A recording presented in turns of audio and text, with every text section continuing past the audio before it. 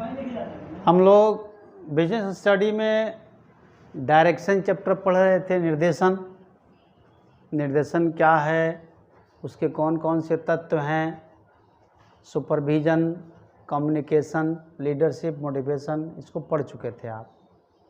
निर्देशन का महत्व भी पढ़ चुके थे, इम्पोर्टेंसेज ऑफ डायरेक्शन। अब हम लोग देखेंगे निर्देशन के सिद्धांत, प्रिंसिपल्स ऑफ डायरेक्शन। 8 सिद्धांत हैं, 8 प्रिंसिपल्स हैं डायरेक्शन के। एक एक करके सबको समझिए। 2 नंबर के क्वेश्चन में इसमें से एक पॉइंट सिर्फ पूछा जा सकता है, या 5 नंबर के क्वेश्चन में पूछा जा सकता है कि नहीं 5 प्रिंसिपल्स को बताएं, कि नहीं 4 प्रिंसिपल्स को बताएं, कि नहीं 3 प्रिंसिपल्स को बताएं। तो आपको सब याद रखना पड़ेगा। पहला है principles of maximum individual contribution, अधिकतम व्यक्तिगत योगदान का सिद्धांत। निर्देशन का सिद्धांत ऐसा होना चाहिए जिसमें मैनेजमेंट अपने प्रत्येक कर्मचारी को उसके प्रत्येक कर्मचारी का मैक्सिमम कंट्रीब्यूशन ले सके। निर्देशन की पद्धति ऐसी होनी चाहिए जिसके द्वारा प्रबंध अपने एक एक स्टाफ, एक एक मैन पावर एम्प्लॉय का मैक्सिमम कंट्रीब्यूशन ले सके, यानी उन्हें इतना मोटिवेट करे, वो सुपरविज़न के द्वारा या आपको कम्युनिकेशन के द्वारा, लीडरशिप के द्वारा, मोटिवेशन के द्वारा, जैसे भी हो, इतना मोटिवेट करे कि एक एक कर्मचारी अपनी पूरी क्षमता लगाकर जी जान से काम करें, यानी कठिन परिश्रम करें, और उनके कठिन प्रयास से, संयुक्त प्रयास से संस्था का लक्ष्य आसानी से और समय पर प्राप्त किया जा सके। तो principles of maximum individual contribution का मतलब ये हुआ, एक एक स्टाफ का, एक एक कर्मचारी का मैक्सिमम योगदान का मतलब एक एक कर्मचारी पूरी क्षमता से काम करे, कोई काम चोरी न करे, हर कर्मचारी पूरे लगन और निष्ठा से काम करे। आपका निर्देशन पद्धति ऐसा होना चाहिए, यानी आप अपने कर्मचारियों को इस तरह से मोटिवेट करें, उन्हें अभिप्रेरित करें कि वे एक एक आदमी अपनी पूरे निष्ठा, लगन और क्षमता से काम करें, पूरी क्षमता से काम करें। दूसरा डायरेक्शन का प्रिंसिपल्स है principles of harmony of objective, उद्देश्यों के सामंजस्य का सिद्धांत। यह सिद्धांत ऑर्गेनाइजेशनल ऑब्जेक्टिव और इंडिविजुअल ऑब्जेक्टिव पढ़े आप पहले भी कई बार इस चीज़ को। संगठनात्मक उद्देश्य और व्यक्तिगत उद्देश्य के बीच तालमेल बिठाता है, सामंजस्य बिठाता है। इसके अनुसार प्रबंध का निर्देशन का सिद्धांत ऐसा होना चाहिए जो संगठन के उद्देश्यों और कर्मचारियों का जो व्यक्तिगत उद्देश्य है उनमें सामंजस्य बनाते हुए लक्ष्य प्राप्त करे, यानी उनमें तालमेल बिठाए।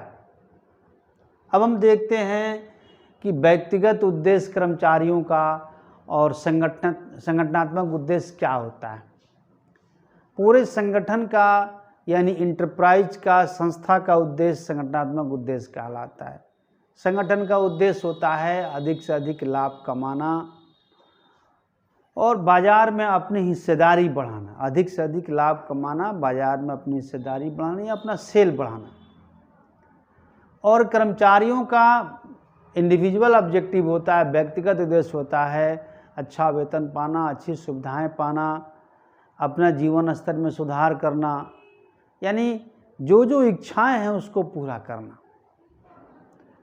तो संगठन चाहता है कि लाभ का अधिकतम हिस्सा उसे मिले, लाभ का अधिकतम हिस्सा वो रोक ले, लेकिन कर्मचारियों का कहना होता है, कर्मचारियों की सोच होती है कि हमारे मेहनत, हमारे परिश्रम से संस्था डेवलप किया, संस्था ने अधिकतम लाभ कमाया या उसका विकास हुआ, तो हमारे मेहनत से जो संस्था का लाभ बढ़ा उसका एक बड़ा हिस्सा हमें मिलना चाहिए, डायरेक्टली या इनडायरेक्टली, यानी वेतन वृद्धि के रूप में, सेवाओं के रूप में, किसी न बोनस के रूप में, किसी न किसी रूप में उसका एक बड़ा हिस्सा हमें मिले।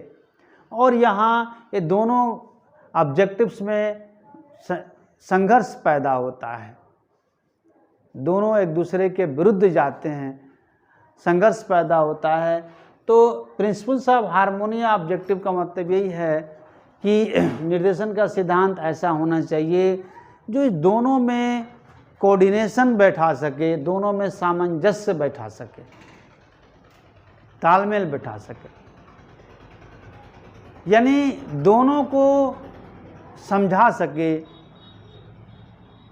कर्मचारियों को ये संतुष्ट, इस बात पर संतुष्ट करे कि संगठन की सफलता में ही आपका इंडिविजुअल इंटरेस्ट, व्यक्तिगत उद्देश्य पूरा होगा। जब संगठनात्मक उद्देश्य पूरा होगा तभी आपका व्यक्तिगत उद्देश्य पूरा होगा। और संगठन को ये समझा सके कि कर्मचारी रहेंगे, मैन पावर जो एक्टिव रिसोर्स है, उसके बगैर आप किसी भी रिसोर्स को एक्टिव नहीं कर सकेंगे। यानी कर्मचारियों से ही संगठन है, उसके बगैर संगठन का कोई मतलब नहीं है। तो दोनों को एक दूसरे का पर्याय बताकर दोनों में तालमेल बिठाना निर्देशन का पद्धति ऐसा होना चाहिए। तीसरा है principle of unity of command, आदेश की एकता का सिद्धांत। ये सिद्धांत कहता है कि निर्देशन पद्धति ऐसी होना चाहिए कि एक अधीनस्थ को, एक सबऑर्डिनेट को एक ही अधिकारी से आदेश मिले, एक ही अधिकारी से ऑर्डर मिले या डायरेक्शन मिले। उसे किसी एक काम के बारे में एक से अधिक अधिकारियों से एक समय में आदेश नहीं मिले, निर्देश नहीं मिले। अगर एक ही काम के संबंध में एक से अधिक अधिकारी अलग अलग निर्देश, आदेश किसी एक अधीनस्थ को, एक ही अधीनस्थ को सौंपे दें, तो इससे भ्रम, कन्फ्यूजन का माहौल बनता है, अव्यवस्था का, कुव्यवस्था का माहौल बनता है, अविश्वास का माहौल बनता है, झगड़े होते हैं संस्था में। तो ये सही नहीं है। एक समय में किसी एक कार्य के बारे में किसी एक अधीनस्थ को एक ही अधिकारी से जो भी आदेश मिलना चाहिए, इस सिद्धांत का कहना ही है। तभी आप उस अधीनस्थ को जिम्मेवार, अकाउंटेबल बना सकेंगे। चौथा सिद्धांत है principle of appropriateness of direction, निर्देशन पद्धति की उपयुक्तता का सिद्धांत। इस सिद्धांत का कहना है कि निर्देशन पद्धति, निर्देशन का जो सिद्धांत है उपयुक्त, बेहतर होना चाहिए, यानी कुशल होना चाहिए। अगर निर्देशन में कुशलता नहीं है तो फिर कोई मतलब नहीं, निर्देशन आपका फेल्योर हो जाएगा। तो निर्देशन पद्धति की कुशलता की जांच आप कैसे करेंगे? इसके लिए वही निर्देशन पद्धति कुशल होगी जहां प्रभावी निरीक्षण हो, सुपरविजन, इफेक्टिव सुपरविजन हो उस पद्धति में। उस पद्धति में खुला संदेशवाहन हो, यानी अधीनस्थ अपने अधिकारियों से खुलकर बात कर सके, खुलकर कुछ कह सकें, ऐसा सिस्टम हो संदेशवाहन का, कम्युनिकेशन का। अधिकारी अपने कर्मचारियों को, अधीनस्थों को कुशल नेतृत्व दें, प्लस अधीनस्थों को अभिप्रेरण का सही माध्यम का चुनाव हो, अभिप्रेरित करने के लिए सही माध्यम का चुनाव कर सके अधिकारी। तो प्रभावी संदेशवाहन, खुला प्रभावी निरीक्षण, खुला संदेशवाहन, कुशल नेतृत्व और अभिप्रेरण का सही माध्यम, यही निर्देशन पद्धति की उपयुक्तता का सूत्र है। इस निर्देशन पद्धति में ये चारों चीज़ें पाई जाती हों। कौन कौन सी चारों चीज़ें? तो प्रभावी निरीक्षण, इफेक्टिव सुपरविजन, खुला संदेशवाहन, ओपन कम्युनिकेशन आपको कुशल नेतृत्व तथा अभिप्रेरण का सही माध्यम का चुनाव। तो जिस निर्देशन पद्धति में ये चारों गुण होंगे उसी को उपयुक्त निर्देशन पद्धति कहा जाएगा। तो इस पद्धति का कहना है कि निर्देशन पद्धति कुशल होना चाहिए, जो निरीक्षण, संदेशवाहन, नेतृत्व और अभिप्रेरण के विभिन्न तरीकों से अपने कर्मचारियों में जोश भर सके, उत्साह भर सके और उन्हें पूरी क्षमता से उनसे काम लिया जा सके। प्रिंसिपल ऑफ, पांचवा सिद्धांत है प्रिंसिपल ऑफ मैनेजरियल कम्युनिकेशन। इसको हम लोग इफेक्टिव कम्युनिकेशन भी कह सकते हैं, प्रबंधकीय संदेशवाहन या प्रभावी संदेशवाहन भी इसको कहा जा सकता है का सिद्धांत। इस सिद्धांत का कहना है कि कम्युनिकेशन का खुला माध्यम होना चाहिए, कम्युनिकेशन का प्रभावी माध्यम होना चाहिए। यानी जब अधिकारी अपने आदेशों निर्देशों को, संस्था के नियमों को, नीतियों को नीचे की तरफ प्रेषित करें, भेजें अपने अधीनस्थों में, या कोई भी आदेश निर्देश अपने अधीनस्थों को दें, तो उसकी भाषा सरल होनी चाहिए। उसके कहने का ढंग, बताने का ढंग ऐसा होना चाहिए कि अधीनस्थ एक ही बार में भावार्थ को समझ लें। यानी आप इफेक्टिव कम्युनिकेशन का मतलब हुआ कि अधिकारी अपने अधीनस्थों में जो भी बात प्रेषित करना चाहते हैं, कम्युनिकेट करना चाहते हैं, वो इस तरह से कम्युनिकेट करें कि अधीनस्थ उसको आसानी से एक ही बार में समझ लें। यानी केवल कम्युनिकेट करना जरूरी नहीं है, ये जरूरी नहीं कि आप सूचना प्रेषित कर दिए, बल्कि सूचना को आप समझा सके या नहीं।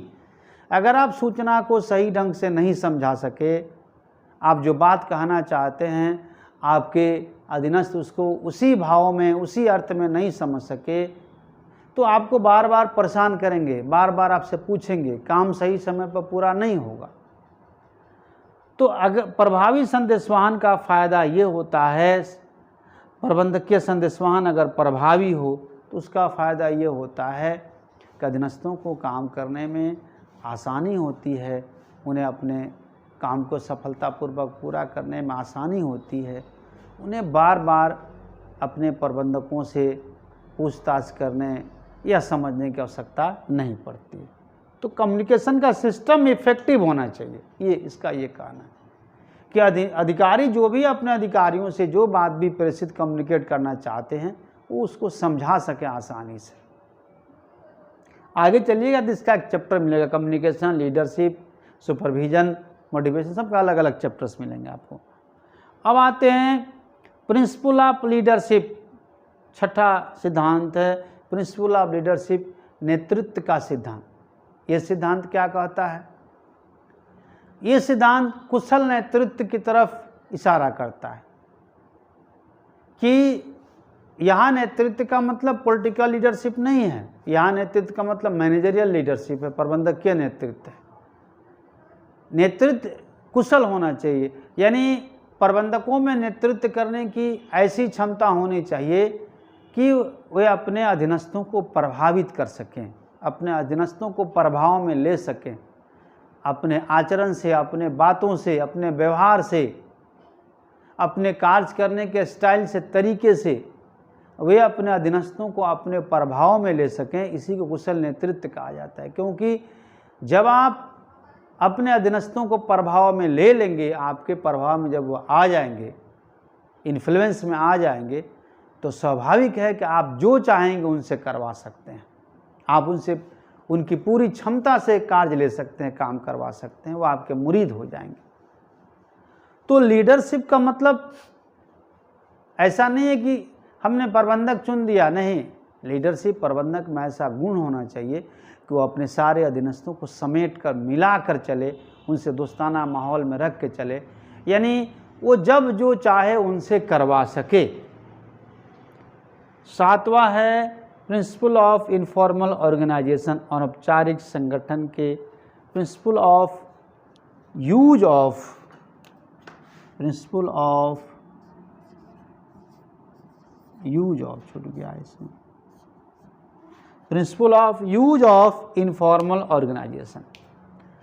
आप ऑर्गेनाइजेशन के प्रकार, संगठन के प्रकार पहले पढ़ चुके हैं, formal organisation and informal organisation, औपचारिक संगठन और अनौपचारिक संगठन। जो संगठन नियम कानूनों से बंधा होता है, जिस संगठन में नियम, सारे कर्मचारी एक दूसरे से पदों के कारण, अपने सीनियरिटी जूनियरिटी के कारण एक दूसरे से बंधे होते हैं, उसे हम लोग कहते हैं औपचारिक संगठन। ये संगठन जानबूझकर बनाया जाता है संस्था के लक्ष्यों को सफलतापूर्वक प्राप्त करने के लिए, अनुशासन का माहौल बनाने के लिए। लेकिन जो संगठन नियमों कानूनों से नहीं बंधा होता है, उसे अनौपचारिक संगठन। जो संगठन अनायास ही औपचारिक संगठन के बीच भी एक जाति के काम करने वाले लोगों, एक धर्म के, एक लोकालिटी के, एक भाषा के काम कर लोगों के बीच एक तरह का अनौपचारिक रिलेशनशिप बन जाता है, इनफॉर्मल रिलेशनशिप, है ना। उससे जो संगठन बनता है उसी को हम लोग इनफॉर्मल अनौपचारिक संगठन कहते हैं। औपचारिक संगठन में है कि आपको चेन के अनुसार किसी से आप संपर्क कर सकते हैं, किसी भी अधिकारी से कोई व्यक्ति संपर्क नहीं कर सकता, बल्कि उसका एक स्केलर चेन बना होता है, सोपान श्रृंखला बना होता है। उस श्रृंखला के अनुसार ही स्टेप बाय स्टेप जाते हुए ही आप एक कर्मचारी अधीनस्थ अपने अधिकारी संपर्क कर सकता है, अपनी बात कह सकता है। जैसे एक कंपनी का सीईओ, मुख्य कार्यकारी अधिकारी अपने डिपार्टमेंटल मैनेजर संपर्क करेगा, अब प्लेटफॉर्म एरिया के वर्कर से संपर्क नहीं कर सकता है, या सुपरवाइजर संपर्क नहीं कर सकता है, या एक सुपरवाइजर सीधे डिपार्टमेंटल मैनेजर से संपर्क करेगा, वो अपने सीईओ संपर्क नहीं कर सकता। लेकिन अनौपचारिक संगठन ऐसा संगठन होता है जो स्वार्थ पर आधारित होता है। ये इसलिए इसमें एक व्यक्ति दूसरे व्यक्ति की मदद इसलिए नहीं करता अनौपचारिक संगठन में कि उसकी जिम्मेवारी है, उसकी बाध्यता है, इसलिए मदद करता है एक व्यक्ति दूसरे व्यक्ति की, उसकी इच्छा है ना, उसका स्वार्थ है इसमें। तो पॉइंट है अनौपचारिक संगठन के प्रयोग का सिद्धांत, प्रिंसिपल्स ऑफ यूज ऑफ या यूटिलाइजेशन ऑफ इनफॉर्मल ऑर्गेनाइजेशन। देखिए, संगठन दोनों तरह के होते हैं। औपचारिक संगठन में औपचारिकता भी जरूरी है। अगर औपचारिकता नहीं रहेगा, सीनियरिटी जूनियरिटी का ख्याल नहीं रहेगा, तो फिर कोई भी अधीनस्थ कर्मचारी अपने अधिकारियों के प्रेशर में, दबाव में नहीं आएगा, वहाँ डिसिप्लिन नहीं होगा। डिसिप्लिन नहीं होगा तो वहाँ को अव्यवस्था का माहौल उत्पन्न होगा। लेकिन कभी कभी संगठन के सबसे निचले स्तर के कर्मचारी सबसे उचले स्तर के अधिकारियों से, यानी उन अधिकारियों से जो उनके टच में नहीं हैं, उनसे कुछ कहना चाहते हैं जो संस्था के हित में है, वे नहीं कह पाते हैं, डर से, औपचारिकता के डर से, सीनियरिटी के डर से नहीं कह पाते हैं। तो इसके लिए अनौपचारिक संगठन में वो कह सकते हैं अगर उनसे संपर्क है तो आप निर्देशन में औपचारिक अनौपचारिक दोनों संगठनों का प्रयोग करिए, लेकिन आप अनौपचारिक संगठन पर अधिक जोर दीजिए। इससे क्या होता है कि खुला संदेशवाहन, ओपन कम्युनिकेशन हो जाता है। कोई भी नीचे के कर्मचारी किसी भी अपने अधिकारी से, जो उसका बॉस नहीं भी है या बॉस का बॉस है, उससे भी संस्था के हित में कोई जानकारी है तो वो शेयर कर सकता है, बांट सकता है या बता सकता है, यानी इनिशिएट कर सकता है। तो अनौपचारिक संगठन में इनिशिएट करने का पूरा अपॉर्चुनिटी मिलता है और इससे संस्था को, ऑर्गेनाइजेशन को फ़ायदा होता है। तो इस प्रिंसिपल का कहना है कि आप इनफॉर्मल ऑर्गेनाइजेशन पर भी, जो फॉर्मल ऑर्गेनाइजेशन तो अपनाइए ही, इनफॉर्मल ऑर्गेनाइजेशन पर भी जोर दीजिए, उससे भी आपके संगठन को फ़ायदा होगा। अगर संस्था के हित में कोई चीज़, कोई कर्मचारी जो सबसे नीचे है या कहीं भी है, वो इनिशिएट करना चाहता है, पहल करना चाहता है, तो उसको मौका दीजिए। इससे संस्था को फायदा होगा।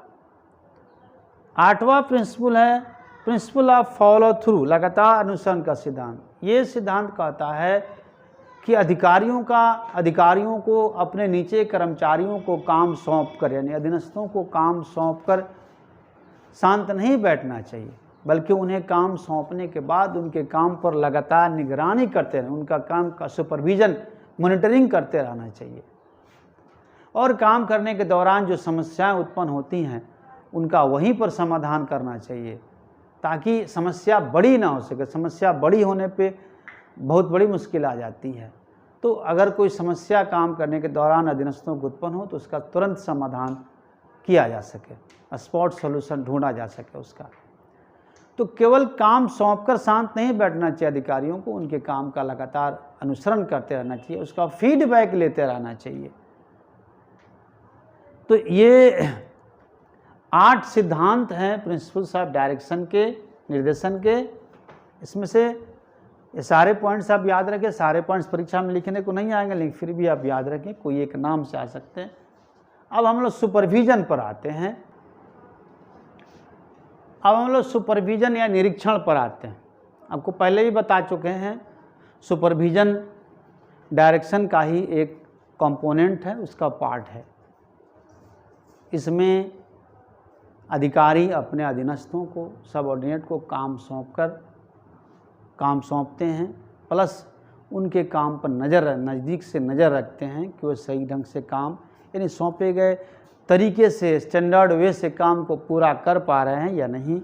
काम करने के दौरान कोई समस्या होती है तो उनका समाधान करते हैं, यानी सारी सुविधाएं अधिकारी अपने अधीनस्थों को उपलब्ध कराते हैं, उनके काम पर पूरी निगरानी रखते हैं। अब इसके इम्पोर्टेंसेस, इसमें सुपरविजन का इम्पोर्टेंस क्या है, महत्व क्या है, इसको पढ़ना है। इसमें से पॉइंट्स आप 1-2 कम भी कर सकते हैं परीक्षा में। पहला है ऑप्टिमम यूटिलाइजेशन ऑफ रिसोर्सेज, संसाधनों का कुशलतम उपयोग। चूँकि निर्देशन का ऐसा तत्व है, ऐसा अंग है जिसमें सुपरवाइजर्स, निरीक्षक अधीनस्थों के टच में रहते हैं, पर्सनल टच में रहते हैं। यानी जो काम करने वाला, असल में काम करने वाले कर्मचारी हैं, उनके व्यक्तिगत संपर्क में रहते हैं निरीक्षक, उनकी निगरानी करते हैं निरीक्षक। और आपको पता है कि कर्मचारी ही सक्रिय साधन है उत्पादन के।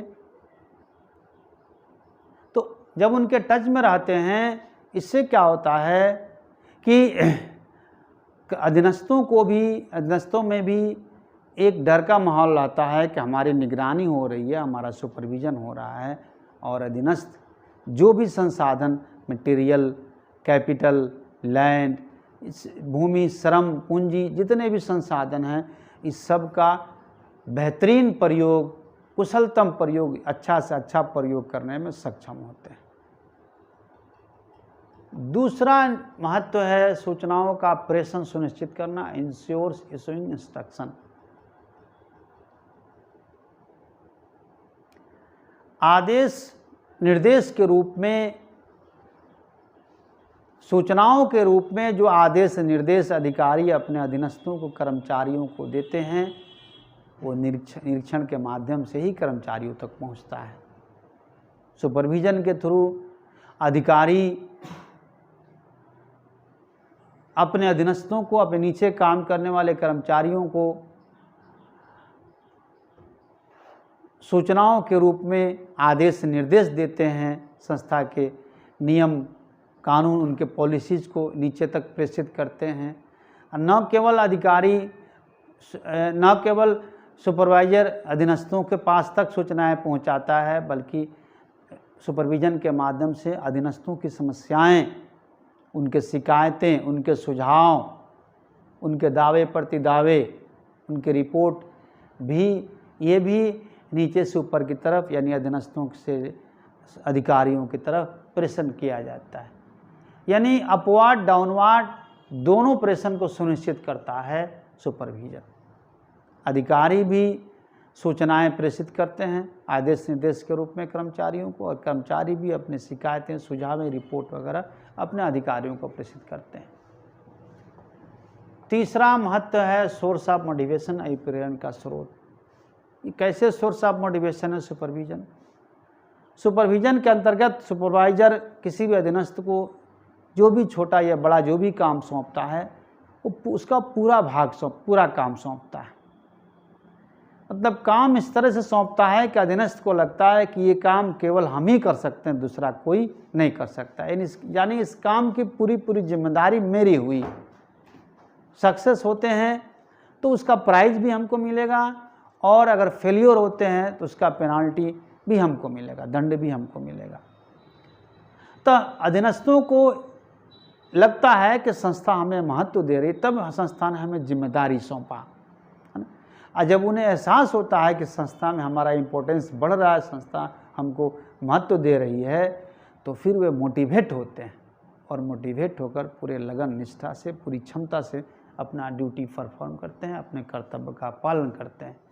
तो इस तरह से सुपरविजन जो है मोटिवेशन का ही एक सोर्स है, अभिप्रेरण का एक स्रोत है।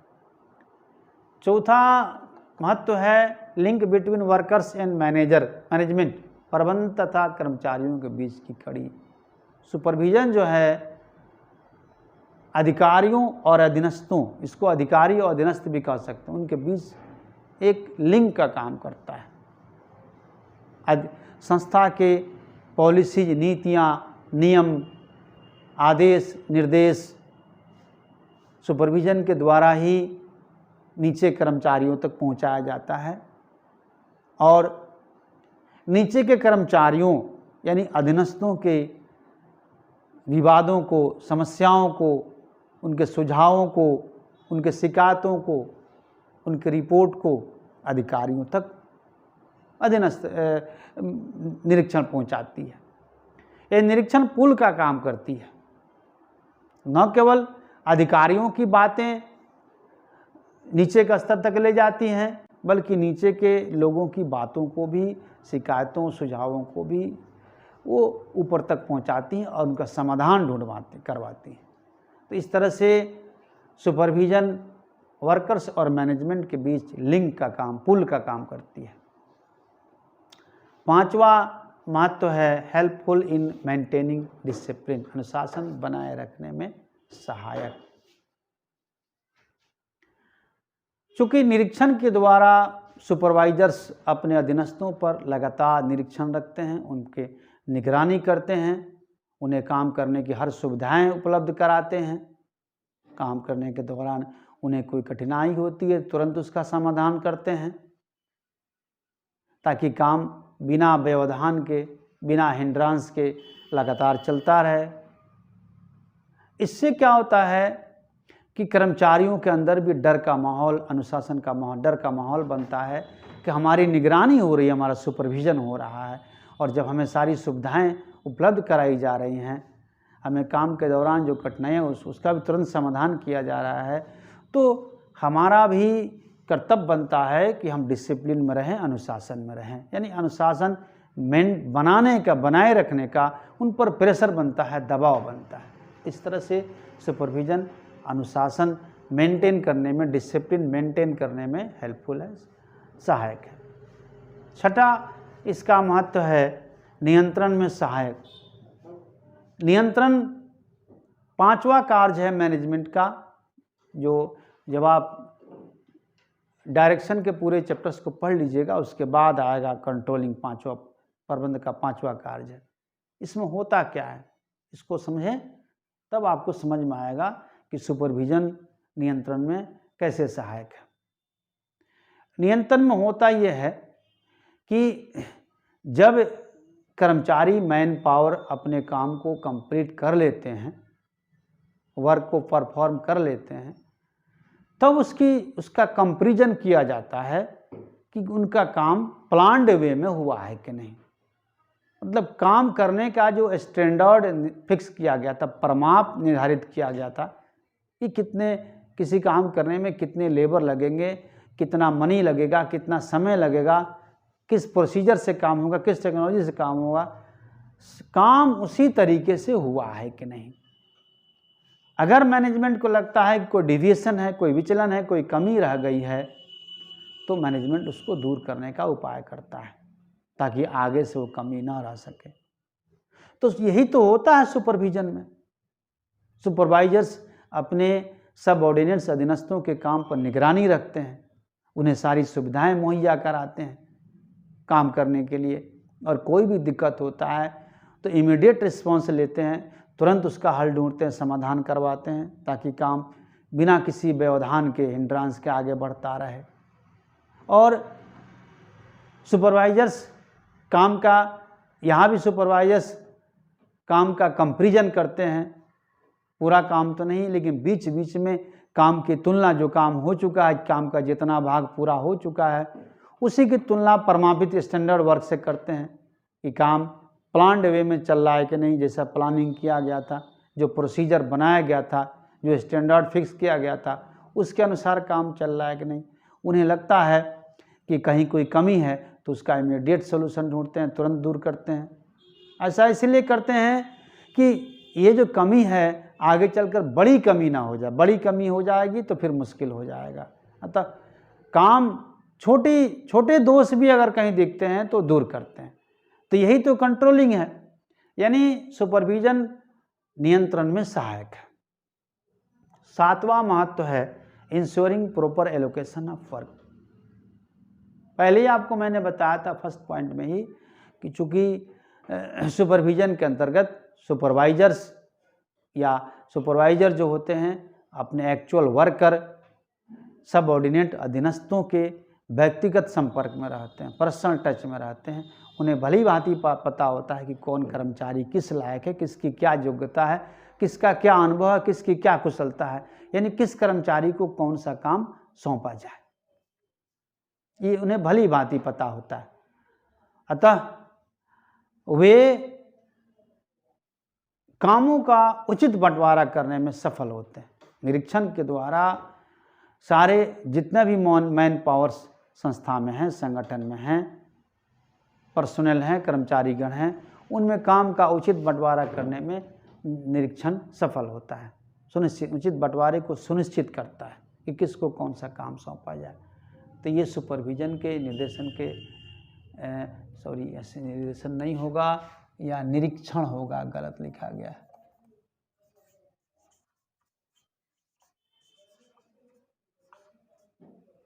निरीक्षण के महत्व। अब ये खत्म हुआ, अब अगले क्लास में इसको देखेंगे। अब अकाउंटेंसी का क्लास शुरू करते हैं।